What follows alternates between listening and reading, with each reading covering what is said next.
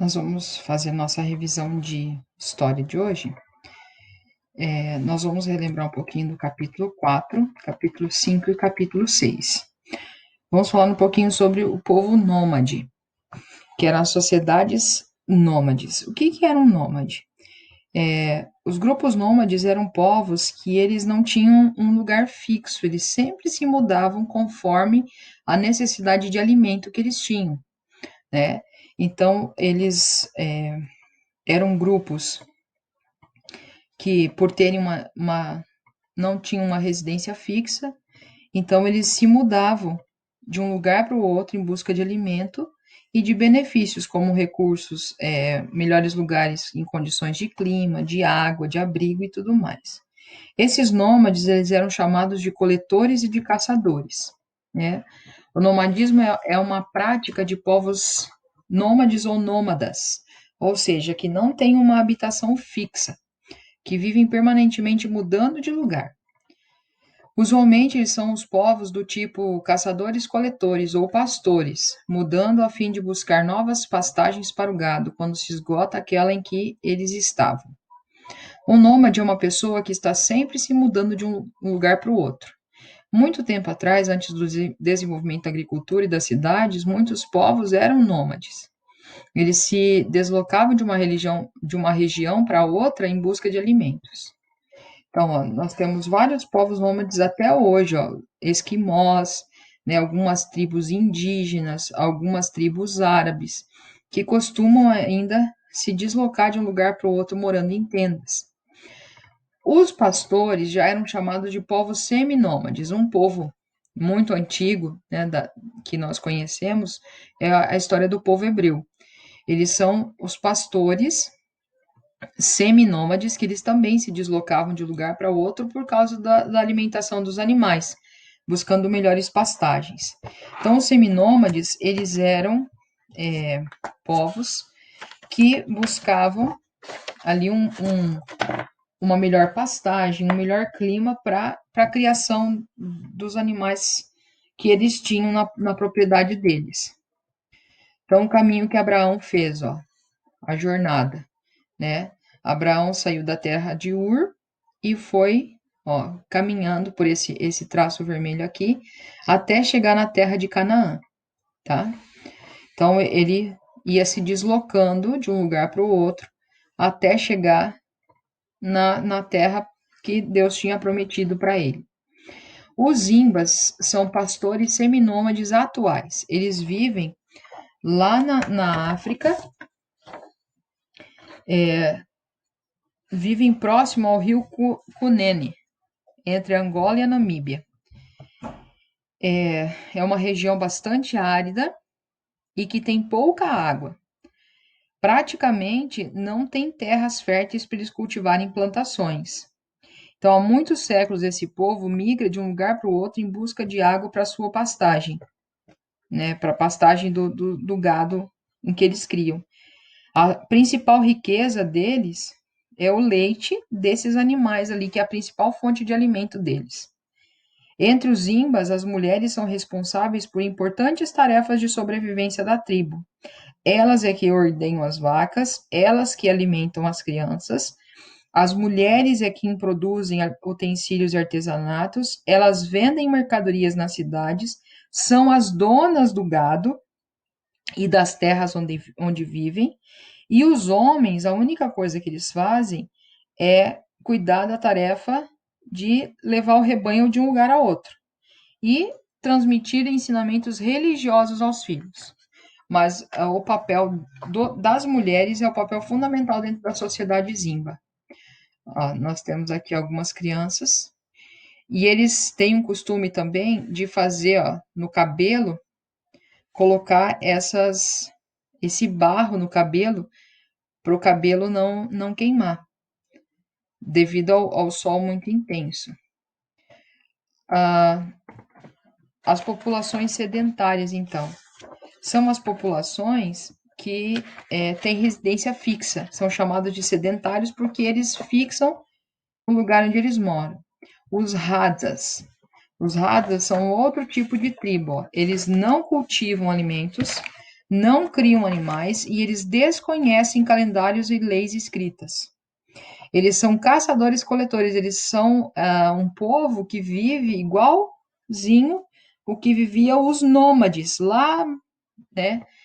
Como viviam seus antepassados há 10 mil anos atrás, eles vivem assim também. O idioma deles é pouco conhecido e também quase não falam, né?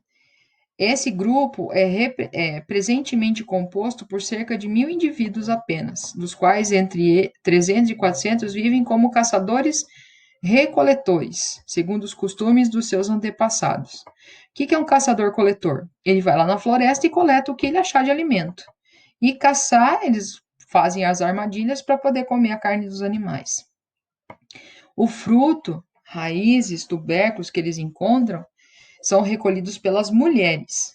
É a parte principal do regime alimentar dos Hadza. E eles complementam, então, com a caça de animais, só eles não comem serpente. Eles comem qualquer outro tipo de animal, menos serpente. Eles vivem sem leis, sem normas, sem calendários, não a religião, nem organização social. Eles apenas têm o conhecimento necessário para coletar e caçar. É disso que eles vivem. E é transmitido ainda de forma oral. E eles são nômades em pleno século XXI. Eles não têm cerimoniais de caráter religioso, nem funeral. A tradição deles é extremamente oral, que é o quê? Passado dos mais velhos para os mais jovens. E eles se baseiam em mitologias, em crenças que eles acreditam. É o último grupo de caçadores-recoletores que existe na África. Os Hawa Guajá vivem em grupos formados por uma ou mais famílias e eles se deslocam constantemente e se comunicam com outros grupos da mesma etnia deles. Também é uma espécie de grupo nômade. Os povos nômades e as mudanças de clima. Os povos no continente aqui africano.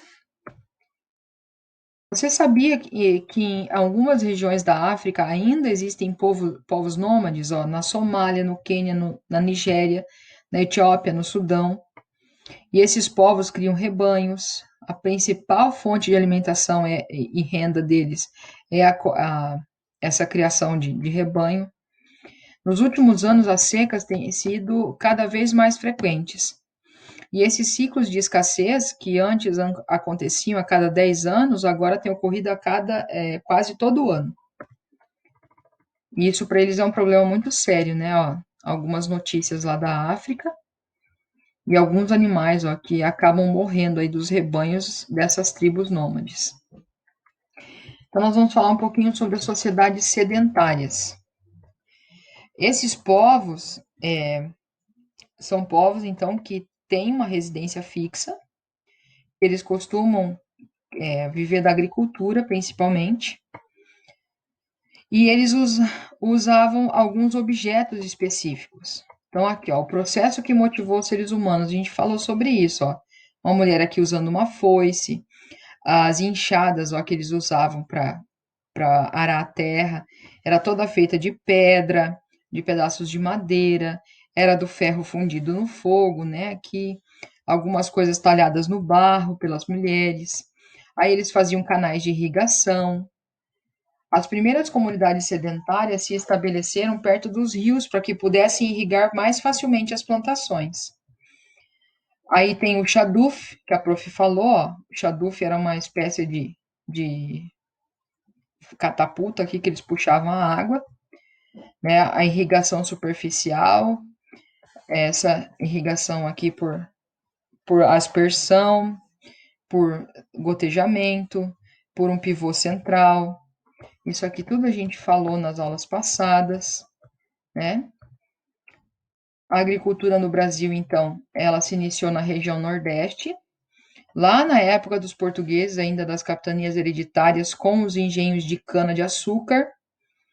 Depois do pau-brasil, a exploração foi a cana-de-açúcar, depois veio vindo para a região Sudeste e Centro-Oeste aqui, que é a região da exploração de metais preciosos.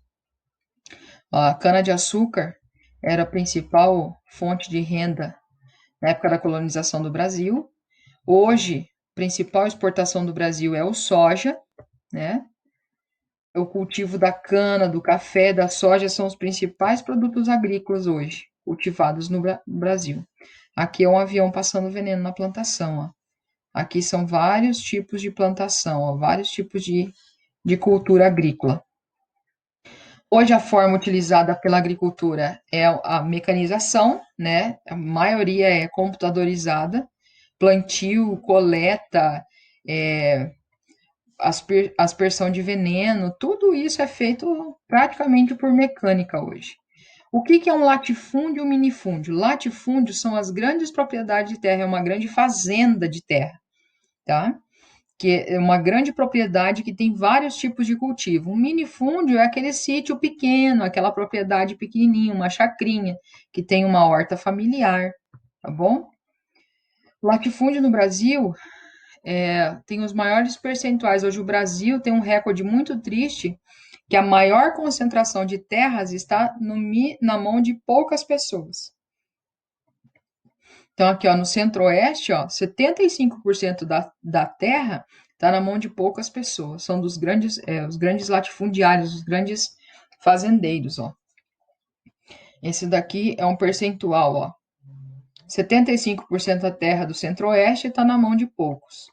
No sudeste, 33%. No nordeste, 41%. No sul, 33% também. E no norte, 25%. Porque o norte ainda tem a questão da floresta amazônica, né? E aqui nós temos o cultivo de hortaliças, hortifrutis, grãos, né? Aqui é abacaxi, banana, a agricultura familiar e as feiras, né?